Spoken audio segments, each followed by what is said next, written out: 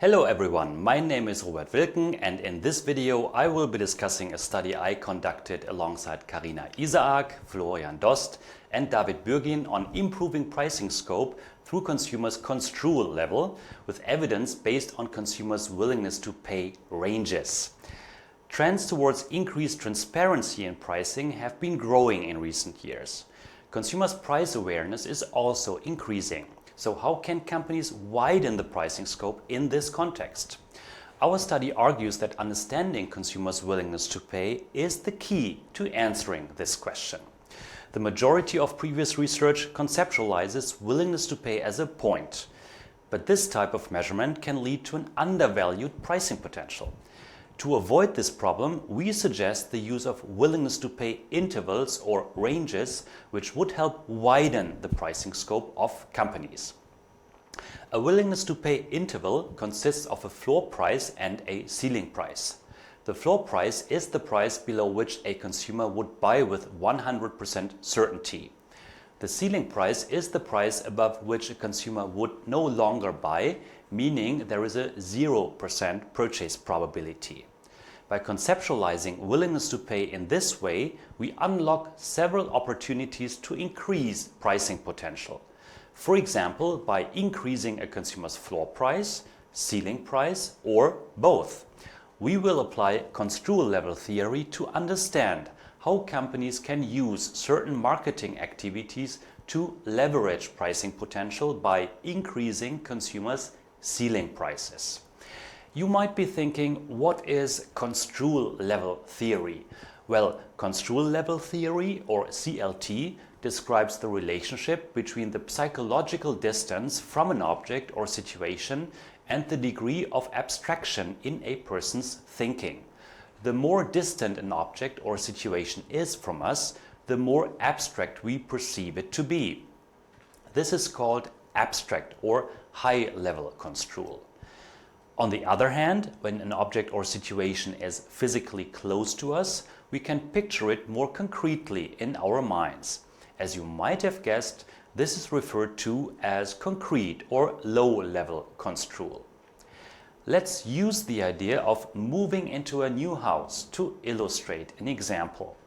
If you are a student starting university and your ability to purchase a home is still several years away, you may think of this distant scenario as the start of a new life.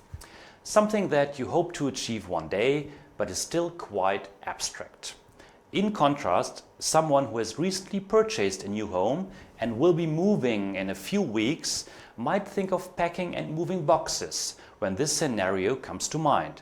A much more concrete, low-level CONSTRUAL. So, how does this apply to marketing and more specifically to pricing? Well, CONSTRUAL level determines which product features are more salient to a consumer. More specifically, low-level CONSTRUAL encourages consumers to focus on a product's feasibility-related features. In other words, it leads them to ask themselves, how would I actually use this product?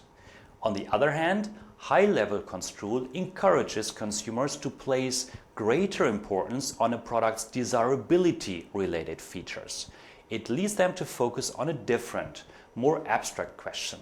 Why would I like to have this product?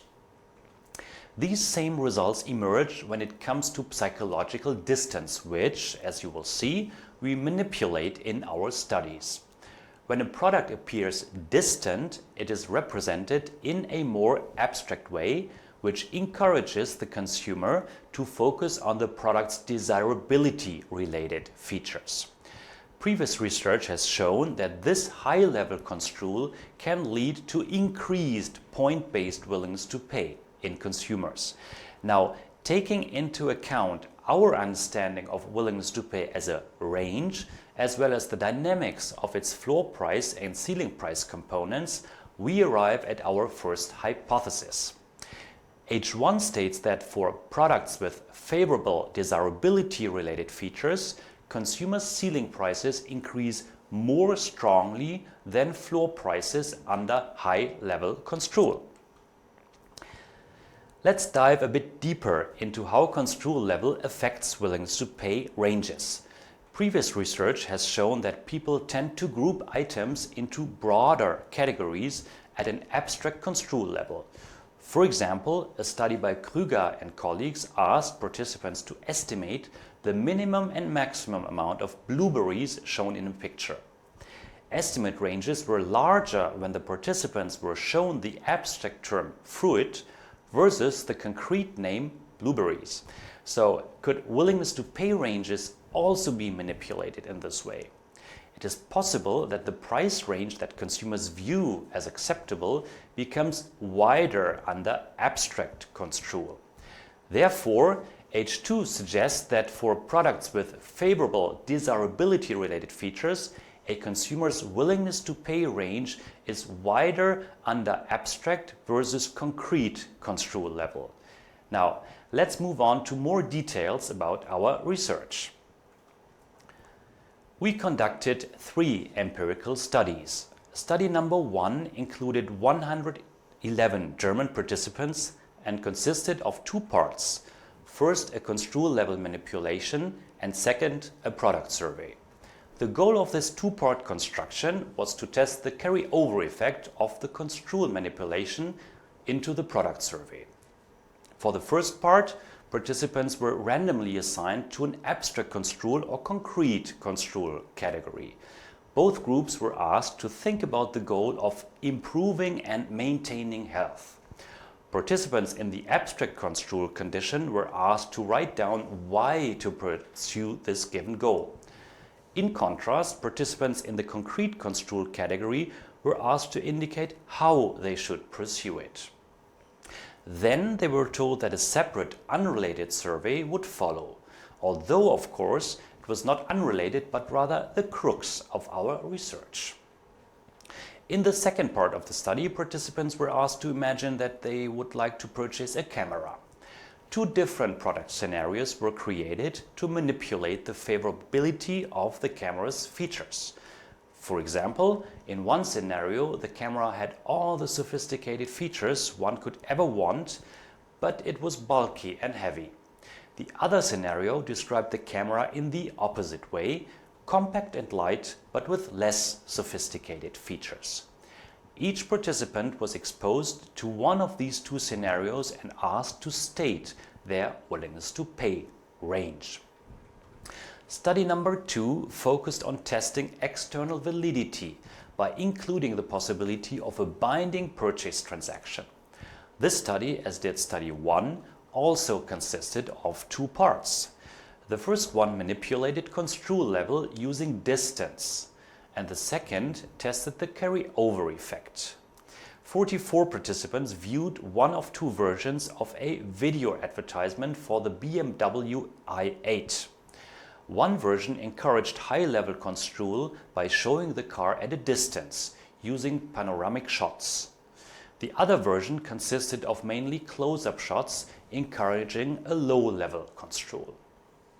After watching the ad, participants had the chance to purchase a glass of sparkling wine, again with descriptions that manipulated the favorability of the product's features. Finally, study 3 used real print and online Canon SLR advertisements that had appeared in the German market to showcase the effect of CLT through the manipulation of distance and product features. Now let's jump to a synthesis of the empirical results. The empirical results show that abstract construal levels encouraged through high spatial psychological distance result in an increased ceiling price and therefore a wider willingness to pay range. These results are in line with both H1 and H2. What's even more exciting is because the studies used a wide range of stimuli, samples and settings to measure willingness to pay, the effects can be generalized.